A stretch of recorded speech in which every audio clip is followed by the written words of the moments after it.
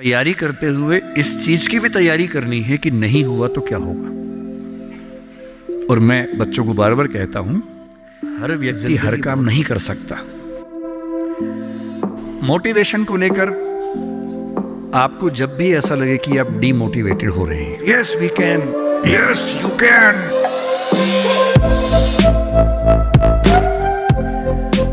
Motivation को लेकर आपको जब भी ऐसा लगे कि आप डीमोटिवेटेड हो रहे हैं, देखिए मोटिवेशन के दो तरीके होते हैं।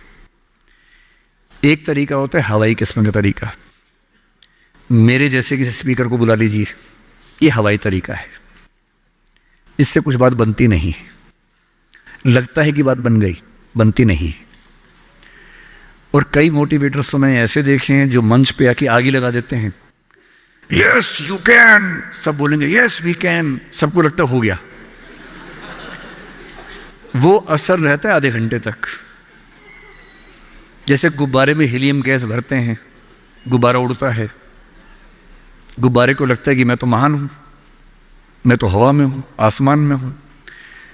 थोड़ी देर में गैस खत्म हो जाती है और गैस खत्म होते सूख के नीचे आता है गुब्बारा।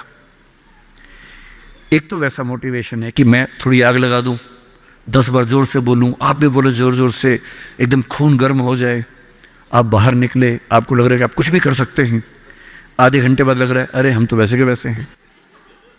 एक तो वो मोटिवेशन है जो आधे एक घंटे वाला होता है, उसमें मेरा कोई इंटरेस्ट नहीं है, ना मैं वैसा मोटिवेटर बनना चाहता हूं। असली मोटिवेशन कहां से आता है? एक तो असली मोटिवेशन ऐसा नहीं होता कि एक साल में एक स्पीच सुनी, एक साल के लिए मोटिवेट हो गए, नहीं। असली मोटिवेशन आता है जिंदगी की जरूरतों से, आसपास से, डेली लाइफ से आता है। और डेली लाइफ से मोटिवेशन चाहिए तो क्या करना चाहिए? ये मैं 3-4 टिप्स दे रहा हूं, आप सब इसको फॉलो करें, आपको डीमोटिवेशन कम से कम नहीं होगा। एकदम आराम से जिंदगी जीनी है, दुखी होना ही नहीं है।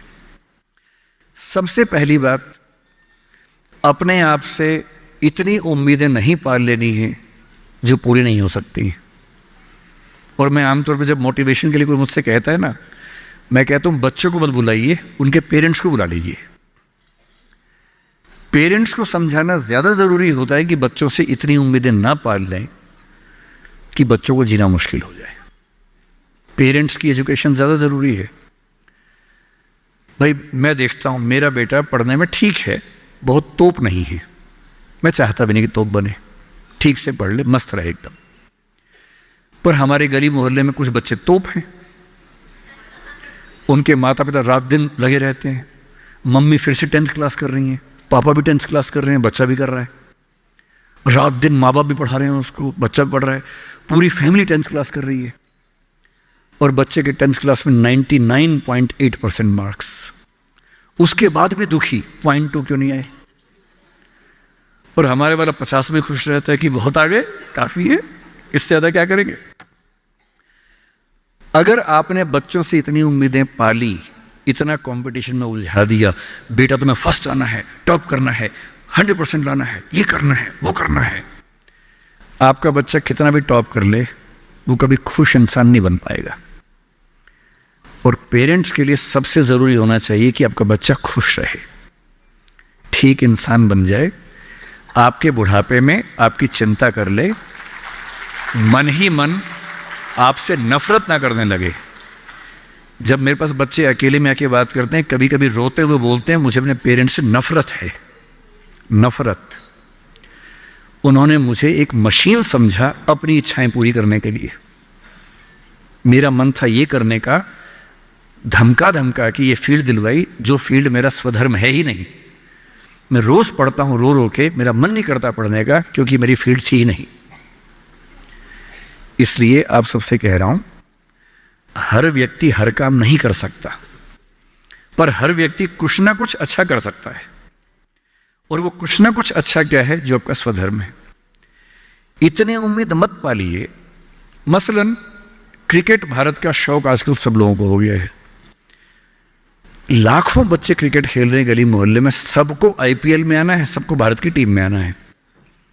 पर भारत की टीम में कुल 16 लोग आएंगे, उनमें भी 11 खेलेंगे, 5 बाहर बैठेंगे। और लाखों लोग क्रिकेट खेल रहे हैं, रात दिन की टीम में आना है। ध्यान रखना है, आप जो भी रास्ता चुनेंगे उसमें सफल होने से ज़्यादा संभावना विफल होने की है। इसलिए तैयारी करते हुए इस चीज़ की भी तैयारी करनी है कि नहीं हुआ तो क्या होगा।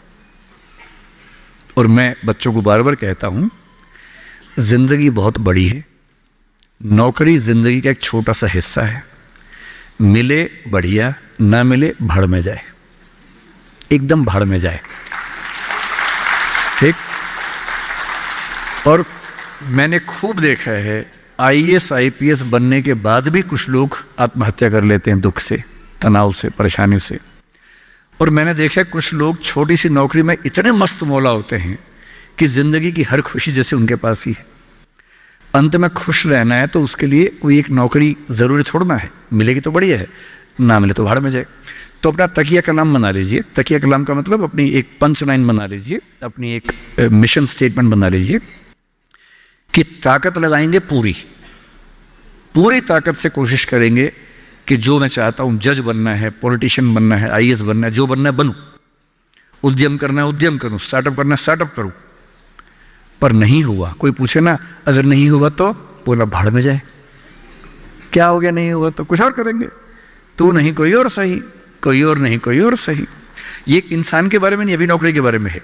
ये नौकरी नहीं तो कोई और नौकरी सही, कोई और नौकरी नहीं तो कोई और नौकरी सही। ऐसा क्या है, 1000 ऑप्शन है। तो खुद से उम्मीदें कम,